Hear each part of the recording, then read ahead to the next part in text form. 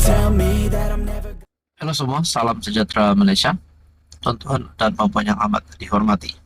Ini satu keputusan daripada IGP ataupun satu keputusan Ketua Polis Negara yang pasti mengejutkan kepimpinan politik Malaysia. Ini adalah berkaitan dengan serangan yang berlaku baru-baru ini yang melibatkan kerabat diraja. Dan ini menarik perhatian seluruh Malaysia, terutamanya kepimpinan politik dan netizen. Satu perkongsian daripada Malaysia kini bertarikh 11 September yang menggemparkan. Kertas siasatan, kes serangan libatkan kerabat dihantar semula beberapa hari lagi.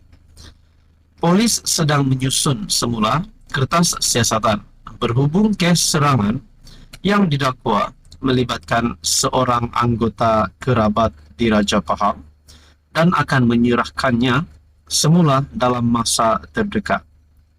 Ketua Polis Negara Razaruddin Hussain Dipetik bernama berkata, polis telah menyerahkan kertas siasatan kepada Jabatan Peguam Negara, tetapi ia dipulangkan semula kepada polis untuk siasatan lanjut. Kertas siasatan itu telah dipulangkan untuk siasatan lanjut. Kita juga telah mengambil tindakan dan mungkin dalam tempoh 3 hingga 4 hari siasatan selesai dan kita akan serahkan semula untuk tindakan selanjutnya. Katanya pada sidang media di Ibu Pejabat Polis Kontingen Pahang di Kuantan. Malaysia kini melaporkan pekerja pembinaan jalan sebelum ini alias Awang 44 tahun mendakwa telah ditikam dan ditembak oleh sekumpulan 20 orang, termasuk seorang anggota kerabat di Raja Pahang. Kejadian itu didakwa berlaku di sebuah kandang kuda di Kuantan pada 6 Jun. Susulan laporan Malaysia kini, Tengku Mahkota Pahang Tengku Hassanal Ibrahim Alamsyah menitahkan polis menjalankan siasatan yang adil dan telus. Tengku Hassanal menegaskan ahli kerabat diraja juga tidak terkecuali daripada undang-undang. Malaysia kini masih belum menerima maklum balas daripada kerabat diraja yang didakwa terlibat dalam kes ini walaupun telah cuba menghubunginya. Nah, saudara-saudara, ini membuktikan ketelusan Tengku Hassanal di mana baginda menegaskan ahli kerabat diraja juga tidak terkecuali daripada undang-undang. Dan bagi saya, menurut keputusan Ketua Polis Negara ini pasti mengejutkan Istana Pahang, mengejutkan kepimpinan politik seluruh Malaysia. Tuan-tuan, apa komen anda? Sekian saja, teruskan bersama di dalam channel ini. Halo semua, salam sejahtera Malaysia. Selamat datang ke channel Fels Lifestyle. Saudara-saudara, dengan apa yang berlaku terhadap Tan Sri Muhyiddin Yassin, didakwa di bawah kes rasuah jana wibawa dan didakwa sekali lagi berkaitan dengan siasatan isu 3R. Nah, apa yang berlaku kepada Muhyiddin Yassin? Ini satu keputusan terkini berkaitan dengan 4 pertuduhan jana wibawa ke atas Muhyiddin. Dikongsikan melalui artikel Harapan Daily bertarikh 11 September. Ini pasti satu berita buruk untuk Muhyiddin Yassin, untuk Bersatu dan untuk Perikatan Nasional. 4 pertuduhan jana wibawa ke atas Muhyiddin kekal. Nah, saudara-saudara, kalau benar di dalam perkara ini, di dalam kes ini Muhyiddin Yassin dapati bersalah, adakah beliau berisiko untuk hilang gelaran Tan Sri, hilang gelaran ataupun jawatan sebagai ahli parlimen, sebagai Presiden Bersatu, sebagai pengerusi Perikatan Nasional? Karena ini menjadi satu contoh yang tidak baik untuk bagi seseorang pemimpin yang pernah menjadi Perdana Menteri. 4 pertuduhan salah guna kuasa berkaitan program jana wibawa ke atas mantan Perdana Menteri Tan Sri Muhyiddin Yassin dikekalkan oleh Mahkamah Rayuan. 4 pertuduhan ini membabitkan salah guna wang bernilai Rm232,5 juta. Panel Mahkamah Rayuan telah menolak permohonan semakan keputusan awal dan telah mengembalikan semula pertuduhan jenayah. Ketika dibicarakan di peringkat Mahkamah Tinggi KL telah membatalkan 4 pertuduhan tersebut yang dianggap cacat dan tiada buktian lengkap pada 15 Ogos. Mahkamah Rayuan mengubah keputusan tersebut dan Muhyiddin memohon semakan kehakiman ke atas keputusan tersebut.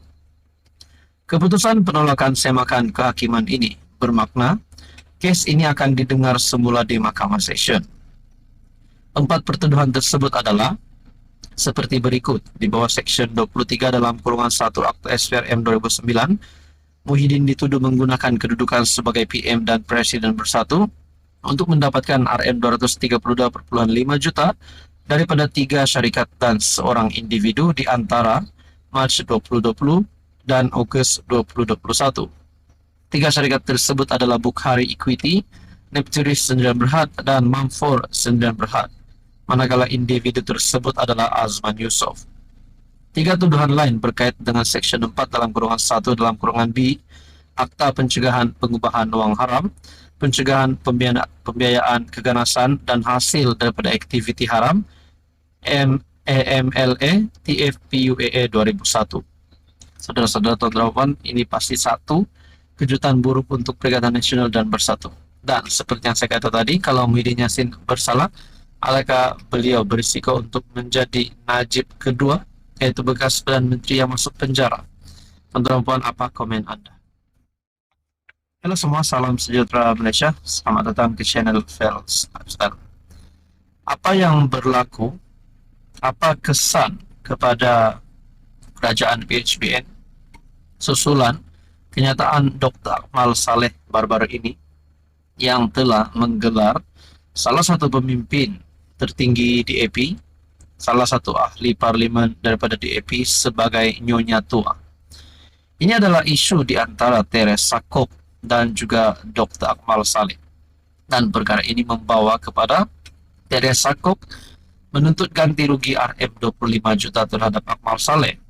Nah, saudara-saudara, kesan yang kita takut adalah bagi penyokong kerajaan perpaduan adalah bagi mana-mana PRK, PRN ataupun pilihan raya yang akan diadakan pada masa terdekat ini, adakah ini akan memberikan kesan yang buruk kepada kerajaan perpaduan, calon-calon kerajaan perpaduan?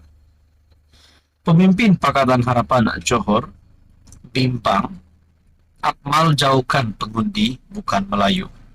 Perkongsian daripada Malaysia kini bertarik 11 September.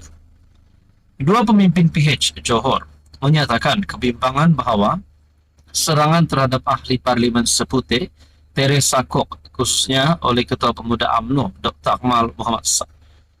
Muhammad Akmal Saleh, boleh menjejaskan peluang BN pada PRK mahkota akan datang. Bercakap kepada Malaysia kini, ahli parlimen Pasir Gudang Hassan Karim berkata, serangan ke atas Kok oleh Akmal dan lain-lain serta keputusan PM untuk menegur ahli parlimen DAP itu mungkin mengecewakan pengundi bukan Melayu. Jangan terperanjat jika ramai rakyat penyokong PH dari kalangan masyarakat Cina yang memilih untuk tidak keluar mengundi seperti di PRK Sungai Bakap. Mahkota adalah kawasan campuran dengan hanya 54% pengundi adalah Melayu, manakala 35% lagi adalah Cina dan 8% India. Nah, saudara-saudara, dengan ini rasanya boleh menyebabkan kesan sedikit dan sebanyak kepada calon kerajaan perpaduan bagi PRK Dun Mahkota. Sebelum ini dalam PRK Sungai Bakap, peratusan keluar mengundi Cina adalah lebih rendah daripada jangkaan dan dilihat sebagai undi protes terhadap kerajaan Madani dan kecenderungan Anwar menarik pengundi Melayu dan mengorbankan penyokong bukan Melayu mereka. Kok baru-baru ini menjadi sasaran kecaman selepas dia mengkritik cadangan mewajibkan pensijilan halal bagi semua kedai makan dan perniagaan makanan yang tidak menjual daging babi atau alkohol. Saudara-saudara, kalau benarlah kenyataan Akmal ini menjadi virus di dalam kerajaan, mungkin ada yang kata pecat saja Akmal, mungkin ada yang kata humban saja, buang saja Akmal daripada kerajaan perpaduan. Kerana kalau ini benar berisiko untuk menjauhkan pengundi bukan Melayu, kenapa nak jaga? Nah, saudara-saudara, itu menjadi persoalan. Apa komen Anda?